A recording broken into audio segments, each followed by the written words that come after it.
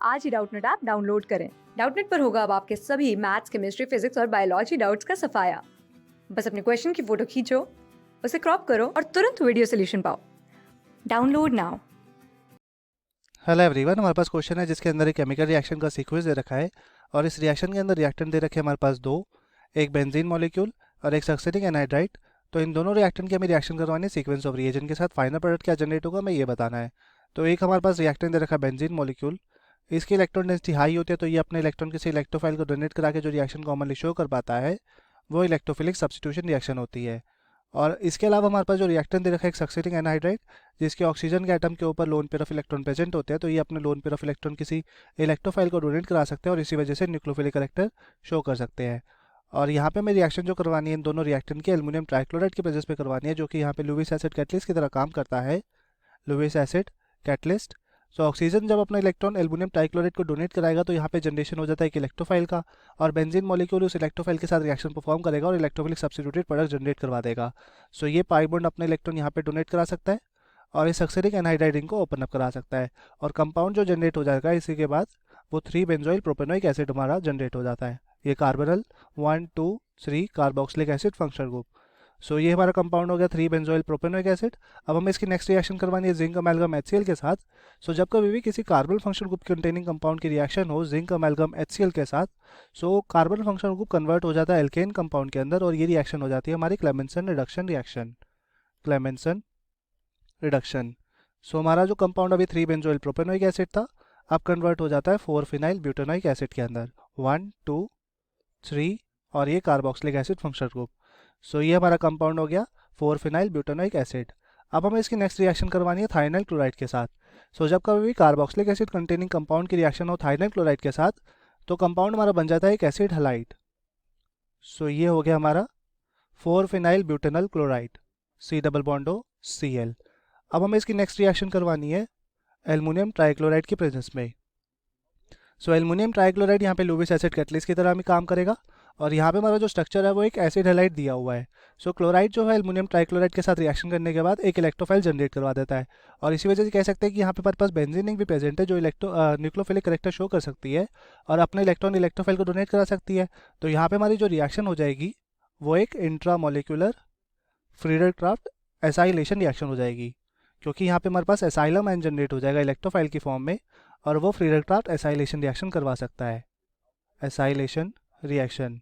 So after the reaction हमारे पास जो product बन जाएगा ये बेंजीन मॉलिक्यूल और इसी के साथ में एक सैचुरेटेड रिंग ज्वाइन हो जाएगी अब, जिसके एक कार्बन एटम के ऊपर कार्बन फंक्शन ग्रुप अटैच रहेगा। तो ये हमारा कंपाउंड जनरेट हो जाता है अल्फा डेट्रोलिन कंपाउंड। अब हमें इसकी नेक्स्ट रिएक्शन करवानी है लिथियम एल्युमिनियम हाइड्राइड के साथ, जो कि एक रिड्यूसिंग एजेंट की तरह काम करता है, मतलब सामने वाले का रिडक्शन करेगा खुद का ऑक्सीडेशन करेगा।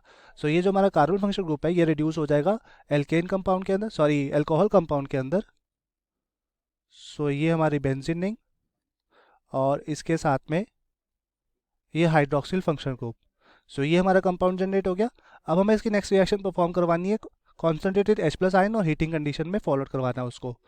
सो यहाँ पे जब कॉन्सेंट्रेटेड HCl और हीटिंग कंडीशन जब हम अप्लाई करेंगे तो यहाँ पे ये रिएक्शन हो जाएगी हमारी डिहाइड्रेशन रिएक्शन, क्योंकि हाइड्रोक्सिल ग्रुप अटैच है यहाँ पे और हाइड्रोक्सिल के ऑक्सीजन के ऊपर lone pair of electron present होता है। तो ये डिहाइड्रेशन मैकेनिज्म को फॉलो करके हमारे पास जो फाइनल प्रोडक्ट जनरेट करवाएगा, यहाँ से निकलेगा हाइड्रोजन, ये हाइड्रोक्सिल को बाहर, एक H2O मॉलिक्यूल निकल जाएगा बाहर, तो हमारा प्रोडक्ट बन जाएगा एक डबल बॉन्ड जिस कार्बन एटम से हमारा हाइड्रोक्सिल ग्रुप सब्स्टिट्यूटेड था उस कार्बन एटम के साथ। सो ये हमारा कंपाउंड जनरेट हो गया। अब हमें इसकी नेक्स्ट रिएक्शन जो करवानी है वो NBS लाइट के प्रेजेंस में करवानी है, UV लाइट के प्रेजेंस में करवानी है। NBS मतलब एन ब्रोमो सक्सिनिमाइड रिएजेंट, जो कि सेलेक्टिवली ब्रोमिनेशन रिएक्शन के लिए यूज़ किया जाता है। NBS इन UV लाइट। तो जो हमारा यहाँ पे NBS जो है वो फ्री रेडिकल ब्रोमिनेशन रिएक्शन करवाता है। सो इन दोनों कार्बन एटम के ऊपर ही जाके हमारी ब्रोमिनेशन रिएक्शन पॉसिबल हो पाएगी, क्योंकि बाकी हमारे जो कार्बन कार्बन बॉन्ड बना पा रहे हैं वो डबल बॉन्ड है। तो इसका मतलब यहाँ पे हमारा ब्रोमीन ग्रुप सब्स्टिट्यूट होगा, वो फ्री रेडिकल सब्स्टिट्यूटेड प्रोडक्ट आराम से जनरेट करवा सकता है as compared to double bond. इस वजह से इन दोनों कार्बन एटम के एक कार्बन एटम के ऊपर ब्रोमीन ग्रुप सब्स्टिट्यूटेड हो जाएगा। सो ये हमारी बेंजीनिंग और इसी के साथ यहाँ पे ये पाई बॉन्ड और एक ब्रोमीन यहाँ पे। अब हमें इसकी नेक्स्ट रिएक्शन करवानी है अल्कोहलिक KOH के साथ। सो अल्कोहलिक KOH जो है वो एक बीटा डीहाइड्रोहेलोजेनेटिक रिएजेंट की तरह काम करता है। तो इसका मतलब यहाँ पे जो रिएक्शन हो जाएगी वो बीटा डीहाइड्रोहेलोजिनेशन रिएक्शन ही हो जाएगी। सो यहाँ पे हमारा एक हेलोजन एटम तो बाहर निकल जाता है और एक हाइड्रोजन जो है वो बीटा पोजीशन से निकलेगा। सो बीटा पोजीशन पे अगर हम कंसिडर करें तो यहाँ पे ये हाइड्रोजन प्रेजेंट है और दूसरे कार्बन एटम के पास कोई भी हाइड्रोजन प्रेजेंट नहीं है, तो इसका मतलब हाइड्रोजन यहाँ से बाहर निकलेगा। सो एल्कोहलिक OH बेस की तरह काम करेगा, ये अपना इलेक्ट्रॉन हाइड्रोजन को डोनेट कराएगा, हाइड्रोजन अपना इलेक्ट्रॉन यहाँ डोनेट कराएगा और Br ग्रुप को बाहर निकाल देगा और एक HBr मॉलिक्यूल बाहर निकल जाएगा, जैसे कि हमें डिहाइड्रोहेलोजिनेशन रिएक्शन के अंदर होता है। सो हमारा कंपाउंड क्या बन जाएगा आफ्टर द एलिमिनेशन रिएक्शन, यहाँ पे ये बेंजीन रिंग और इसके साथ एक और बेंजीन रिंग कनेक्ट हो जाएगी, तो मतलब ये कंपाउंड हमारा जनरेट हो जाता है एक naphthalene compound. Naphthalene compound.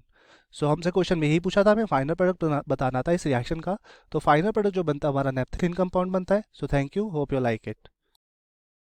Class 6 से 12 से लेके नीट, IIT, JEE मेंस और एडवांस के लेवल तक 10 मिलियन से ज़्यादा स्टूडेंट्स का भरोसा। आज ही डाउनलोड करें डाउटनेट ऐप या व्हाट्सएप कीजिए अपने डाउट्स 8400 400 400 पर।